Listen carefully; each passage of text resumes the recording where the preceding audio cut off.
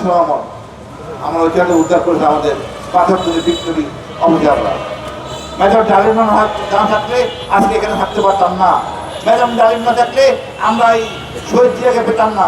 Madam ডালিম না থাকলে এরশাদের মতো জানোয়ার আর এই হাসিনাকে পেতাম না। আমরা ম্যাডাম ডালিমদের সম্মান দিতে জানি না। এরা সবাই মুক্তিযোদ্ধা।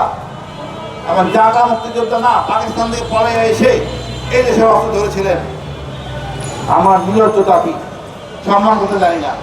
আবু সাইদ মারা গেছে, এখন পর্যন্ত তাকে আমরা কিতাব দিয়ে পুরস্কৃত করতে পারি নাই। এটা তো আমরা দেখতেছি। আমরা এখন আমি বলবো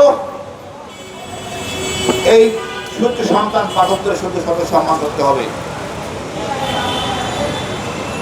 বিপ্লব চলতেছে, বিপ্লব অসমাপ্ত, বিপ্লব এখন শেষ হয় না। হাসিনা কেমন ছিল জানেন? আমি সেনা কর্মকর্তা হিসাবে গুম ছিলাম। আমি 2 বার গুম ছিলাম। নৈতিক দায়িত্ব আমি 22 সালে বলে দিয়েছি যে ডিজেপি আয়নাগর আছে। আমার 2টা বছর আমি কীভাবে ছিলাম আমি জানি না। যখন সুযোগ করে কথা বলতাম, আজকে যারা কথা বলতেছে আমাদের উপদেষ্টা, তারা কয়জন ক্ষতিগ্রস্ত ছিলেন আমি জানি না। এই বিপ্লবে কোনো রাজনৈতিক নেতা ছিল না, তাদের ছেলে মেয়েও ছিল না, ছিল এই আমজনতা। এই আমজনতাই ছিল 71। আমাদের ত্যাগ করতে হবে, কোনো কিছু যাওয়া পাওয়ার মধ্যে আমরা করবো না, দেশের জন্য করবো, এটাই পবিত্র দায়িত্ব। হাসিনা কি ছিল না? এই 7টা চত্বর থেকে নিরীহ জনগণের মধ্যে অস্ত্র দিয়ে মানুষ মারা। আপনারা মারতে পারেন না, অস্ত্র ব্যবহার করে শত্রুর বিরুদ্ধে। আমাদের ডিজে ভাই বলেন, NSI বলেন, পুরো জিনিস সিস্টেমটাকে উনি আওয়ামী লীগ বানিয়ে ফেলছেন। পুরো সেনাবাহিনীকে আওয়ামী লীগ বানিয়ে ফেলছেন। ওনাদের মধ্যে এখনো অনুশোচনা হয় না, ওনারা এত গণহত্যা করছেন, অনুতপ্ত বোধ করেন না।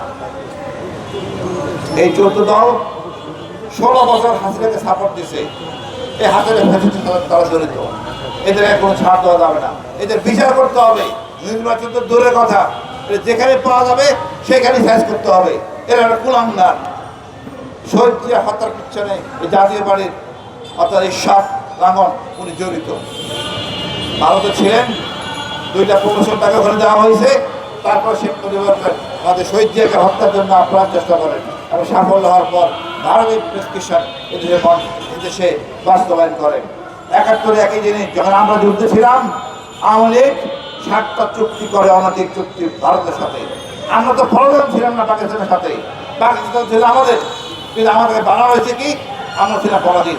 আমরা পরাধীন ছিলাম 71 পরে ভারতের কাছে। আমাদের ছিল শুধু মানচিত্র আর ছিল পতাকা, আর পুরোটাই ছিল ভারত। আমরা এখন এরকম সত্যিকারের স্বাধীন, এখনই আমরা সত্যিকারের স্বাধীন। আমি সেলুট এই স্টুডেন্ট ছাত্ররা, তারা আমাদেরকে কথা বলার সুযোগ করে দিচ্ছে, আমরা মনের কথা বলতে পারতেছি। এরা না আগে আসলে আমরা তো আজকে এই সূর্যোদয়, এই নতুন দেশ দেখতে পেতাম না। আমি মনে করি বাম এবং এই যারা আছে এদের সাথে সবাইকে কোনো রকম স্পেস দেওয়া যাবে না। আপনারা দেখেন, আওয়ামী লীগ এই ভিডিও হত্যাকাণ্ডের সাথে প্রত্যক্ষভাবে জড়িত, ভারতীয় লোক এই কিলিংয়ের সাথে জড়িত।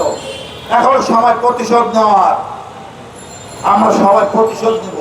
আমরা আমাদের অবস্থান পরিষ্কার, ভারতকে কোনো ছাড় দেব না, ভারতের চোখ রেখে কথা বলবো।